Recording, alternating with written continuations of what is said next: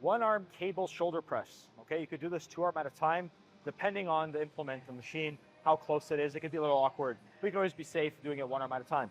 Now, ideally with the actual pulley, where we're gonna be setting it up, pretty much where your hand is, you could go a little bit lower, that's perfectly fine. The most important thing is when I actually have Haley grab the handle and lock herself into the position here, that obviously she's not hitting the weight, right? If the pulley was set up higher, she wouldn't get any resistance in that lengthened range. So the most important thing, bracing that core, right? Now, you wanna make sure there's somewhat of a 90-degree angle here, right? Ideally, the closer we can get to 90 degree, the better, the more the delta is going to get to work rather than the tricep getting pretty much a tricep press kind of thing, okay?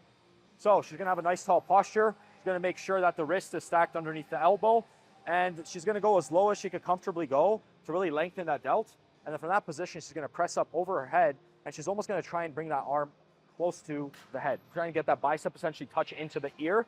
That'll allow her to actually contract and shorten that delt a little bit better.